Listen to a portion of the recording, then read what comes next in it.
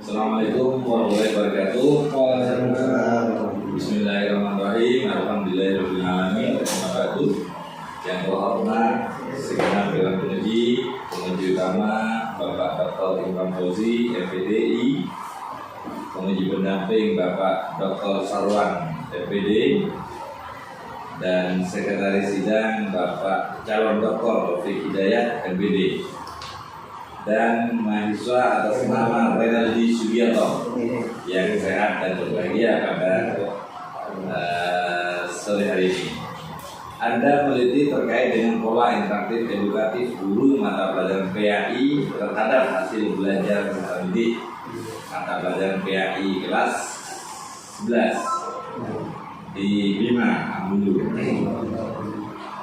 Marilah kita buka sidang pada sore ini dengan bacaan surah Al-Fatihah bersama-sama. Mudah-mudahan diberi keberkahan dan kelancaran. Ala hadiniya Al-Fatihah.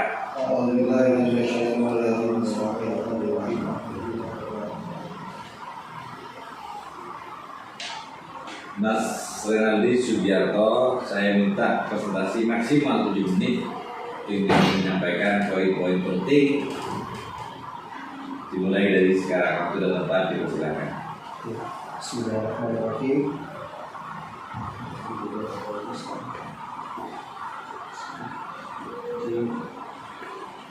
Studi saya itu berjudul pola interaksi edukatif guru mata pelajaran pendidikan agama Islam terhadap hasil belajar peserta didik mata pelajaran PAI kelas 11 IPA 5 SMA Bima Ambulu tahun ajaran 2022-2023.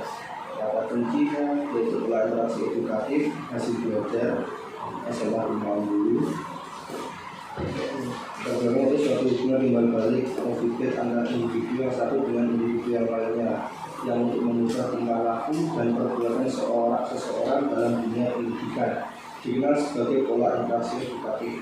Dengan menggunakan pola interaksi edukatif ini diharapkan peserta didik dapat memperoleh hasil belajar yang maksimal. Fokus penelitian pada studi saya itu ada dua, yaitu yang pertama adalah bagaimana penerapan pola interaksi edukatif guru pendidikan agama Islam terhadap hasil belajar peserta didik mata pelajaran PAI kelas 11 IPA 5 di SMA Bima Ambulu. Yang kedua yaitu bagaimana dampak pola interaksi edukatif guru pendidikan agama Islam terhadap hasil belajar peserta didik mata pelajaran PAI kelas 11 IPA 5 di SMA Bima Ambulu pada tahun 2022. Tujuan dari penelitian ini adalah satu, mendeskripsikan bentuk pola interaksi edukatif guru pendidikan agama Islam dan peserta didik mata pelajaran PAI yang berlangsung di kelas 11 IPA 5 SMA Bima Ambulu. Yang kedua yaitu mengetahui dampak penerapan pola interaksi edukatif guru pendidikan agama Islam terhadap hasil belajar peserta didik mata pelajaran PAI kelas 11 IPA 5 Ambulu di SMA Bima Ambulu. Penelitian ini merupakan penelitian kualitatif deskriptif dengan jenis penelitian dan riset penelitian lapangan. Jadi selain pengumpulan data menggunakan observasi, wawancara dan dokumentasi, kemudian analisis data sebagai dalam penelitian itu yaitu kondisi data, penyajian data dan penerapan kesimpulan. Adapun hasil penelitian ini adalah satu, penerapan pola interaksi edukatif guru mata pelajaran pendidikan agama Islam terhadap hasil belajar peserta didik mata pelajaran PAI kelas 11 IPA 5 Ambulu sudah berjalan dengan baik. Tiga pola interaksi sudah dilaksanakan sesuai rencana pelaksanaan pembelajaran RPP yang sudah disusun oleh guru mata pelajaran tersebut. Dibuktikan dengan adanya hubungan timbal balik atau feedback yang dilakukan oleh peserta didik di dalam pelajaran PAI seperti proses tanya jawab yang terjadi, hubungan yang terjadinya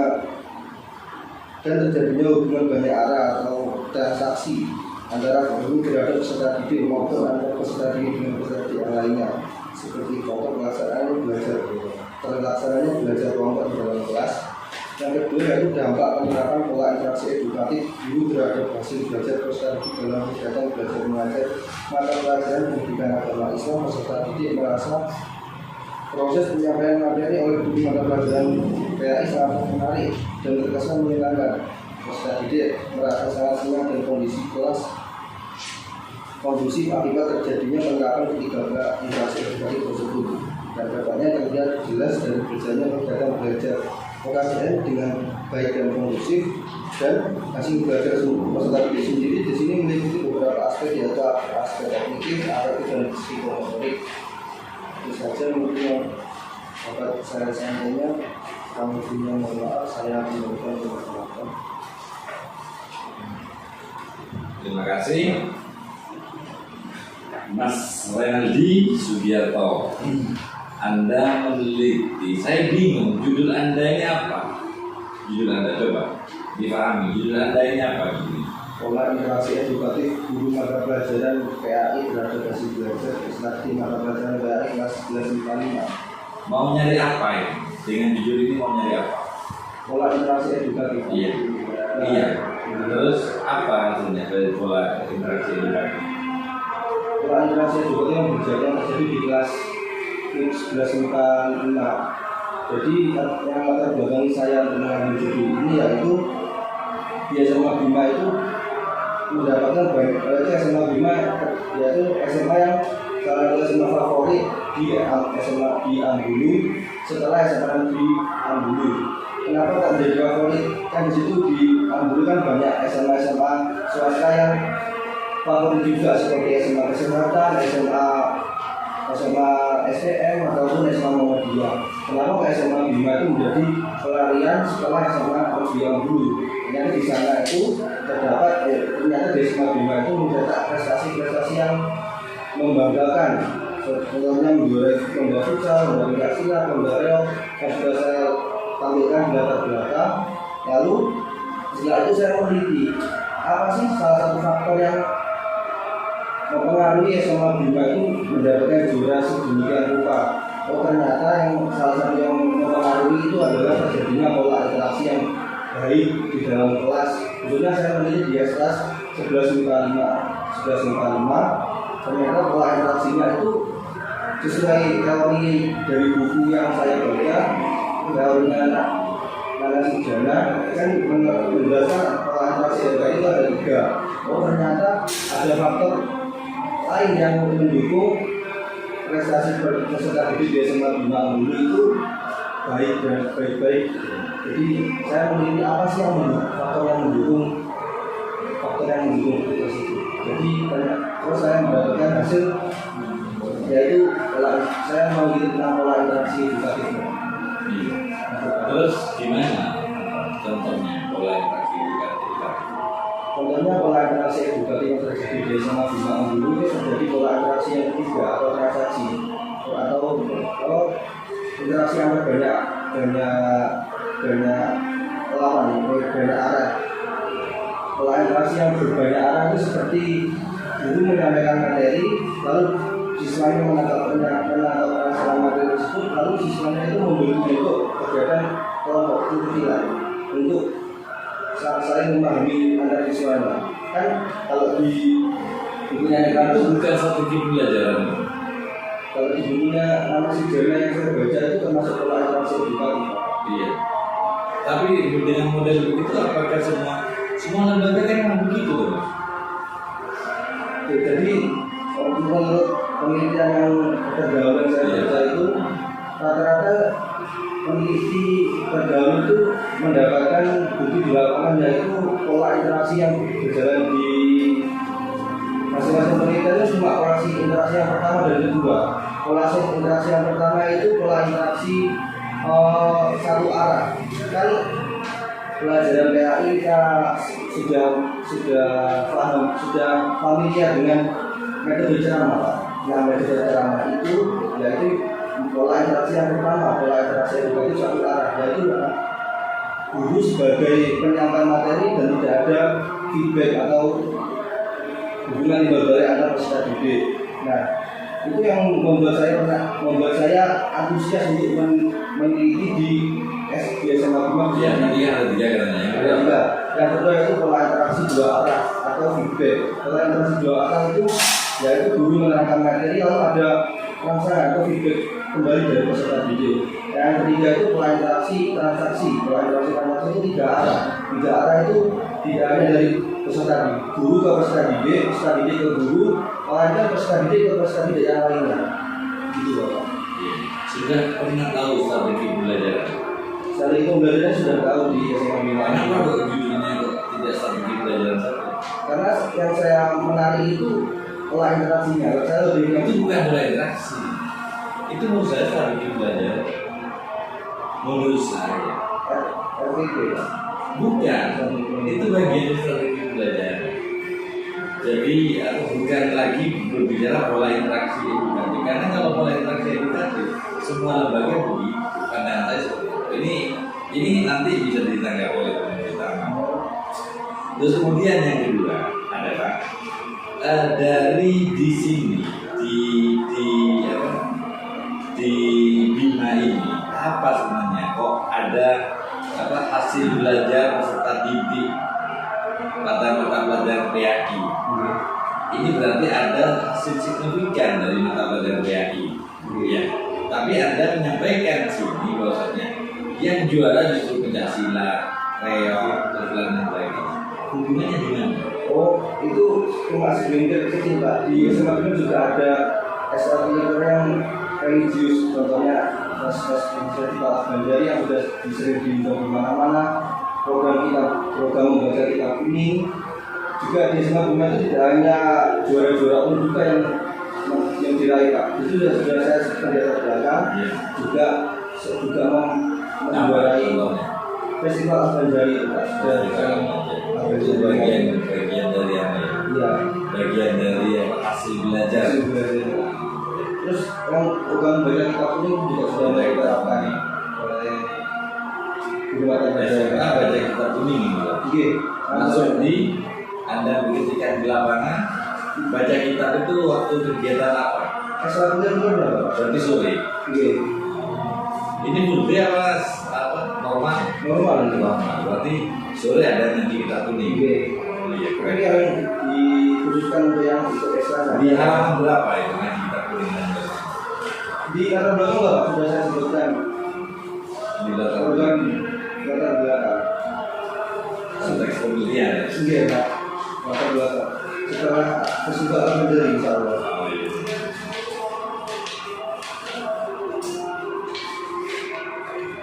Terus kemudian dia lah nanti biar saya cari lagi. Oh iya, saya ingin menambahkan jawaban saya Pak. Di kelas SMA, kenapa saya tetap ini pola interaksi? Karena yang hasil sesuai hasil observasi saya di SMA, observasi di SMA Bima itu tidak setiap kelas itu menerapkan pola interaksi tiga-tiganya. Karena apa? Hal yang menarik yang saya teliti di kelas 11 MIPA ini karena di situ aktif Bapak.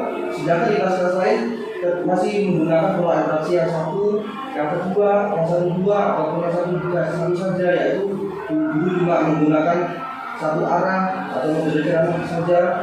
Ada yang cuma feedback. Nah, kalau di kelas 11 MIPA 5 ini terjadinya hubungan kelompok kritikal belajar yang sudah saya cantumkan di analisis hubungan di bab 4 itu sudah ada program seperti kayak kesadaran antar peserta didik untuk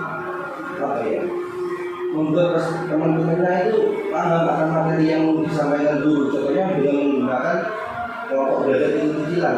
Maka dari itu saya bisa mengangkat judul pola interaksi di kelas ini sudah berjalan ketiga-tiganya. Kan kalau narasumbernya itu ada 3. Makanya saya itu menarik. Ya. Terus Anda fokusnya hanya 2 ya? Oke, pendapatannya interaksi. Kenapa kok hanya 2 fokusnya? Karena saya ingin mencari tahu tentang implementasi atau penerapan polanya di sana dan dampaknya pola itu bagi peserta didik itu apa? Tapi tidak soalnya ada fokus 3 juga. Adalah bagaimana Anda mengevaluasi dari pola interaksi ini sehingga Anda masukkan ada kritik yang kemudian tersampaikan. Kenapa? Karena kalau hanya dampak itu berbicara setelah pelaksanaan. Tapi juga ada fokus yang ketiga, yaitu bagaimana Anda juga mengevaluasi dari sebuah pola interaksi efektif guru PAI itu ya juga yang punya. Terus kemudian yang terakhir tadi sering kita sampaikan memang penelitian itu harus kuat di persoalan data dan sebagainya. Yang mana Anda juga harus melampirkan data-data yang bersifat buku-buku kita. Tadi pemilih pertama dari kritik oleh sidang analisa pertama. Data rusaknya harus ada buku-bukunya kita. Bukunya Pak Sarwan juga banyak bukunya. Dan itu harus dimasukkan dalam data rusak. Jadi itu sekedar pengantar dari saya. Nanti akan didalam oleh pemilih utama. Dalam hal ini Bapak Dr. Imam Fauzi, FPI. Pada beliau waktu dan tempat dipersilakan. Terima kasih Assalamualaikum warahmatullahi wabarakatuh. Waalaikumsalam. Dan saya hormati Bapak Dr. Berlian DDI, Bapak Dr. Sowan, MPD ya, MPD. Itu bilangnya, nantinya ya. Bilangnya kalau perbaiki, kemudian Bapak Taufik Hidayat, MPD. Mas Renati Sugiarto ya, sama melalui tahap terakhir ya. Langsung saja dari judul saya perbaiki dulu judulnya.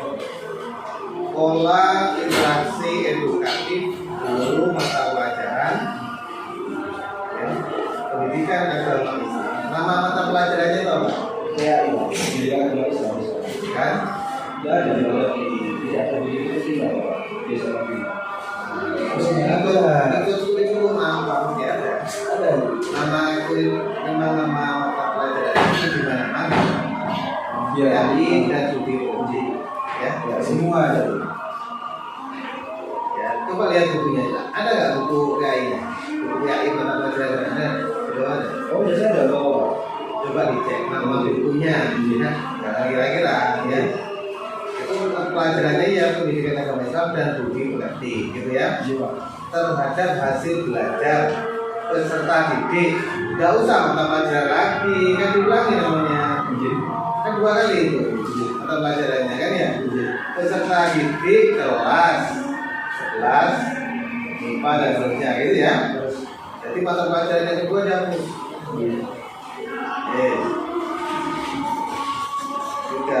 Karena guru PAI dan budi pekerti otomatis mata pelajaran bukan ya, perlu bisa disampaikan ya. Oke, langsung substansinya. Saya lebih suka itu langsung ke definisi istilah dulu ya, ke halaman 12 ya, halaman 12 biar clear ini istilah ini. Pola interaksi edukatif. Coba yang pola interaksi edukatif ini yang kamu maksud apa saja tadi? Pola interaksi pertama, pola interaksi dengan suara, dan bandara, ya kan? Di sini tidak ada definisi istilah, tidak ada, ya kan?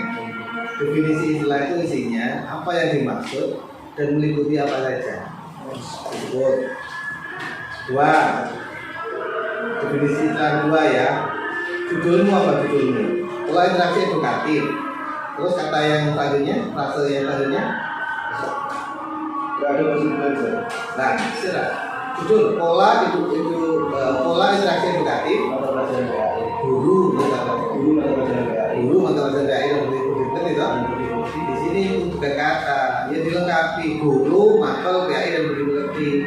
Kedua, disebutkan guru itu apa? Ya. Guru mapel yang kamu maksud itu yang mana? Disebutkan di sini operasional berarti. Guru PAI dan budi pekerti yang dimaksud dalam penelitian ini ya, adalah guru PAI yang mengajar di kelas. Jadi ya jelaskan di situ spesifik itu ya. Yang selanjutnya, istilah yang selanjutnya terhadap hasil belajar peserta didik. Di sini kan hanya peserta didik saja. paling penting kan seharusnya kan hasil belajar peserta didik. Hasil belajar peserta didik. Nah, ada toh? Berarti hasil belajar merupakan apa? Dijelaskan, ya kan? Kemudian hasil belajar peserta didik yang pada penelitian ini meliputi apa saja? Apa saja? Kognitif, afektif, dan psikomotorik. Disebutkan di sini definisi istilah. Itu namanya definisi istilah itu sama dengan batasan yang kamu teliti, gitu ya.